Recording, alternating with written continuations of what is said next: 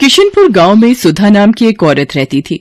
उसकी 2 सौतेली बेटियां थीं, मधु और रानी। दोनों बहनें बहुत ही होशियार और समझदार थीं, लेकिन सौतेली होने के कारण वो सुधा को फूटी आंख नहीं सुहाती थी। सुधा उनके हर एक काम में रोक टोक किया करती थी। एक दिन सुबह सुबह मधु और रानी स्कूल जाने के लिए तैयार हो रही थीं। तभी सुधा जोर से चिल्लाकर बोलती है, कहाँ जा रही हो तुम दोनों? काम क्या तुम्हारा बाप आकर करेगा? आप पिताजी के लिए ऐसा क्यों बोलती हैं माँ? वो बेचारे तो इस दुनिया में भी नहीं है। माँ, सारा काम कर दिया है, तभी हम स्कूल जा रहे हैं। हा, बड़ी आई स्कूल जाने वाली। स्कूल जाकर कौन सा कलेक्टर बन जाओगी? पहले खाना बना, फिर जहाँ जाकर मरना है मर। माँ, तब तो हमें स्कूल जाने में देर हो जाएगी। उसकी बात सुनकर सुधा मधु को एक थप्पड़ मारती है। तुझे सुनाई कम पड़ता है क्या? जो कहा है वो कर, नहीं तो तुम दोनों का स्कूल जाना भी बंद करवा दूंगी। दोनों बहनों के लिए पढ़ाई बहुत ही अहमियत रखती थी, क्योंकि वो जानती थी कि पढ़ लिख कर ही जीवन बदला जा सकता है। इसलिए उन्होंने सुधा की बात मानी, फिर स्कूल गईं। ये अलग बात है कि देर से स्कूल पहुंचने के कारण मास्टर जी से उन्हें थोड़ी डांट भी पड़ी। पढ़ाई खत्म करके जब वे दोनों स्कूल से लौटी, वो दोनों अभी सांस भी नहीं ले पाई थी कि फिर से सुधा ने पूरे घर के बर्तन और कपड़े उनके सामने डाल दिए। कर लिया ना पूरे दिन स्कूल में टाइम पास? चलो अब दोनों काम पर लग जाओ। जी माँ। देखो, माँ माँ कहकर मुझे मत बुलाया करो, मैं तुम्हारी माँ नहीं हूँ। और हाँ, ये काम खत्म हो जाए तो रात का खाना भी बना लेना। पूरे दिन की थकी हारी दोनों बहनें काम में लग गईं। काम खत्म करके वो दोनों खाना खाने बैठती ही हैं कि तभी उनका सौतेला भाई गुड्डू उनको परेशान करने लगता है और उनको खाना नहीं खाने देता। पहले तो वो उसे समझाती हैं, लेकिन वो नहीं मानता। तब रानी गुस्से में गुड्डू को एक थप्पड़ मार देती है। गुड्डू जोर जोर से रोने लगता है। गुड्डू की आवाज सुनकर सुधा भागते हुए आती है। क्या हुआ गुड्डू, तू रो क्यों रहा है? माँ, रानी दीदी ने मुझे थप्पड़ मारा। ये सुनकर सुधा गुस्से से भर जाती है और वो रानी के बालों को पकड़कर खींचती हुई बोलती है, तूने मेरे बच्चे को हाथ कैसे लगाया? मुफ्तखोर, मैं तेरे दोनों हाथ ही तोड़ दूंगी, चल मेरे साथ।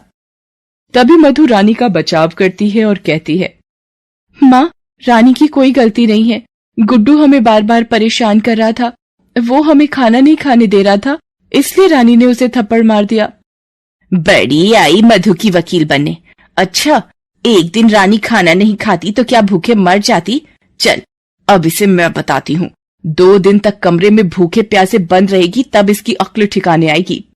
सुधा रानी को कमरे में बंद कर देती है और बाहर आ जाती है। रानी बेचारी भूखी प्यासी कमरे में बंद रहती है।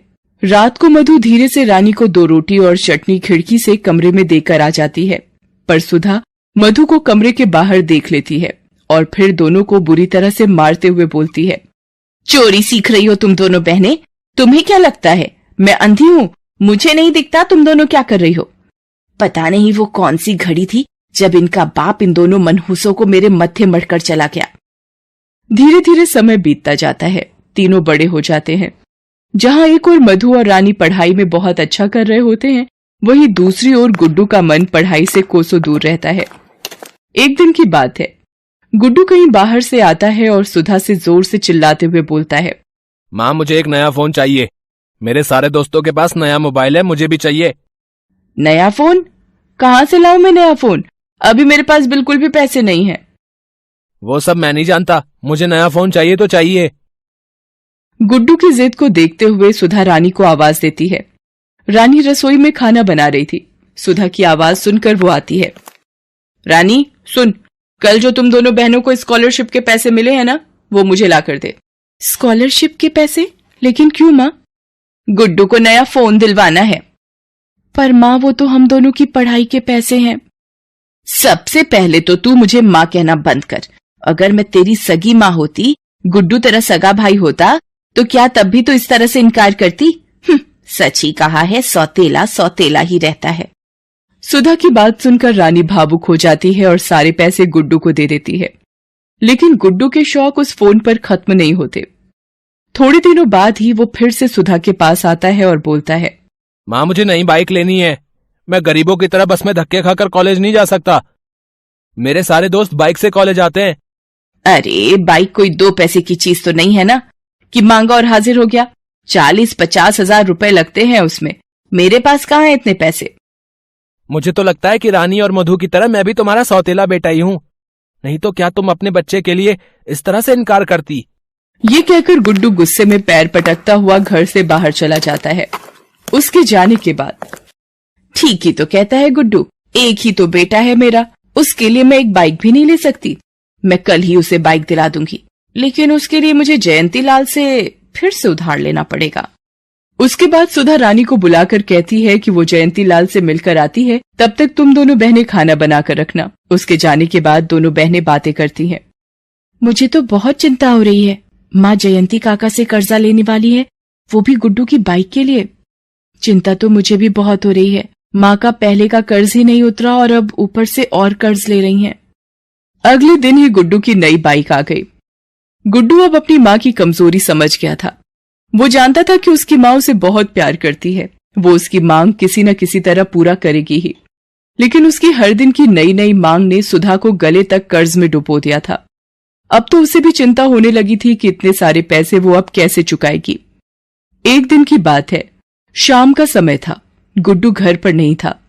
तभी सुधा के दरवाजे पर किसी की दस्तक हुई। सुधा ने दरवाजा खोला तो देखा कि जयंती लाल अपने 2-3 लोगों के साथ उसके दरवाजे पर खड़ा है।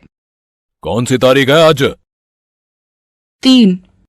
कितने महीने हो गए तुम्हें ब्याज के पैसे दिए हुए?